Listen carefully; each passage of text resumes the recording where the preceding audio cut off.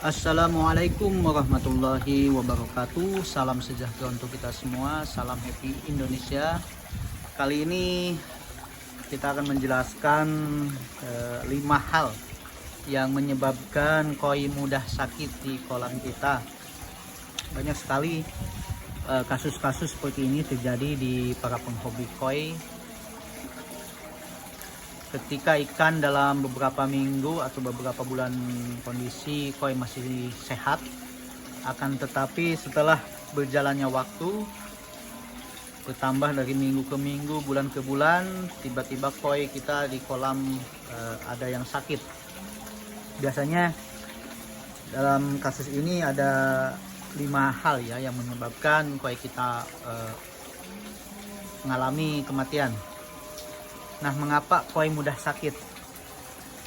Apakah ikan koi kesayangan Anda seringkali terserang penyakit atau koi tiba-tiba mati padahal sebelumnya tampak sehat-sehat saja?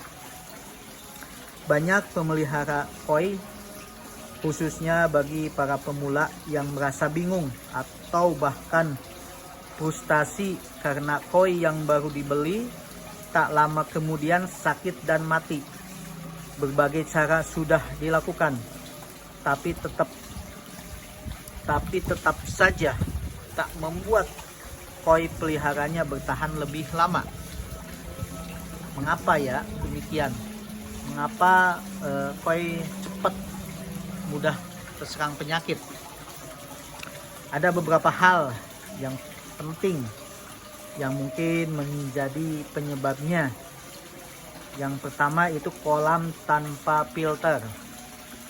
Koi mudah terserang penyakit jika berada di kolam tanpa didukung sistem filter yang benar dengan kapasitas yang memadai, apalagi tanpa menggunakan filter.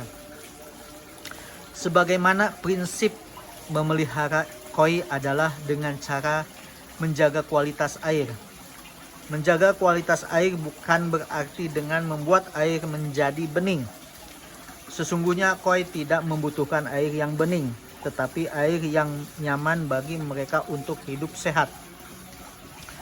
Air yang bening adalah keinginan setiap pemelihara koi, sebab tentu ingin mempunyai kolam yang tampak bersih dengan beningnya air. Namun demikian, air kolam yang bening bukanlah tujuan utama dalam memelihara koi. Untuk apa air kolam bening tetapi koi kita sering sakit dan mati? Hal ini bukan berarti bahwa air bening itu tidak penting, namun pastikan bahwa beningnya air adalah sebagai hasil kinerja sistem filter yang di kolam yang bekerja dengan baik. Kolam tanpa filter atau kapasitas filter yang ada tidak memadai akan membuat air kolam Anda mudah memburuk kualitasnya. Fungsi filter kolam tak hanya untuk membuat air bening, namun dapat menyerap zat-zat kimia berbahaya yang dapat meracuni koi. Untuk diketahui bahwa zat yang sangat berbahaya adalah amonia. Mengapa ada zat amonia di dalam air kolam? Sebab koi membuang kotoran yang mengandung zat amonia. Jika kadar amonia yang larut dalam air terlalu tinggi atau berlebihan, maka akan membuat koi tidak nyaman atau stres. Yang kedua, itu bisa jadi dengan terjadi di kolam overfeeding. Hal lainnya yang sering kali menyebabkan koi mudah sakit adalah pemberian pakan yang berlebihan. Koi adalah ikan pemakan segala dan tak akan berhenti, maka sebelum perutnya penuh berisi makanan. Namun demikian, oleh karena dalam sistem pencernaan koi tak memiliki lambung, maka nutrisi makanan yang dapat diserap hanya sedikit sekali dan sisanya terbuang sia-sia sebagai kotoran koi. Oleh karena itu, jika Anda memberi pakan berlebihan pada koi, maka tak ada perlunya dan hanya membuang-buang biaya saja. Koi hanya butuh pakan per hari sebanyak 2% dari berat tubuhnya. Membatasi jumlah pakan secukupnya saja adalah hal terbaik dalam memelihara koi. Lebih bijaksana jika Anda memperhitungkan jumlah pakan harian untuk koi Anda agar tak terjadi overfeeding. Untuk itu harus disesuaikan. Jangan berlebihan menggunakan pakan. Yang ketiga, mungkin terlalu banyak mengganti air. Mengganti air kolam dengan air baru secara periodik sangat dianjurkan untuk mempertahankan kualitas air kolam Anda. Namun demikian, yang sering kali terjadi kekeliruan adalah mengganti air secara berlebihan, terutama bagi para pemula. Untuk memperoleh air yang bening, maka dilakukan dengan cara yang mudah, yaitu dengan penggantian air kolam yang keruh dengan air yang baru. Memang cara termudah untuk membuat air menjadi bening seketika adalah dengan mengganti seluruh air kolam yang keruh.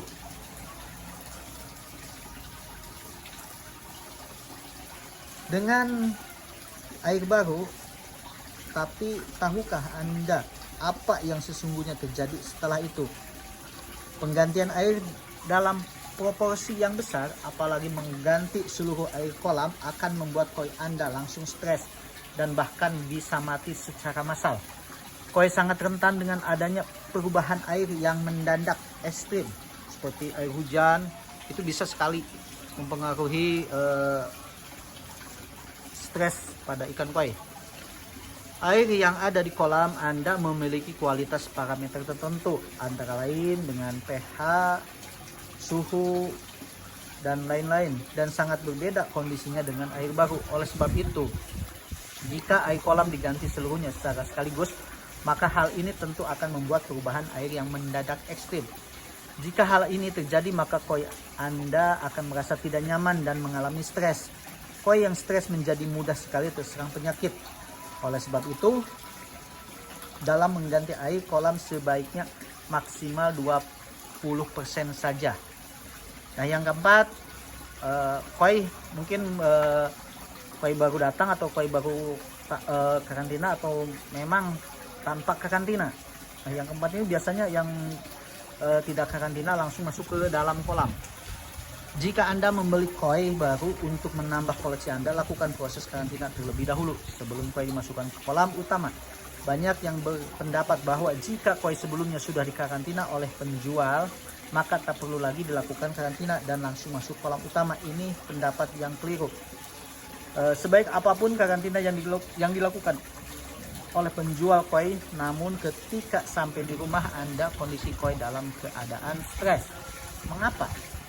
Sebab di dalam proses transportasi, koi berada di dalam kantong beroksigen yang sempit selama beberapa waktu perjalanan, apalagi jika dikirim dari luar kota. Meski jarak tempuh transportasi cukup dekat dalam waktu singkat, namun tetap disarankan agar koi dilakukan karantina terlebih dahulu. Jika tidak, maka kondisi koi yang stres ketika masuk ke kolam akan membuat koi lainnya merasa terganggu dan bahkan bisa membuat stres semua koi yang ada di kolam Anda. Jika hal ini terjadi, maka keesokan harinya semua koi Anda akan tampak diam atau tidak aktif seperti biasanya. Kondisi inilah sebagai awal mula terjangkitnya penyakit secara massal pada koi-koi Anda.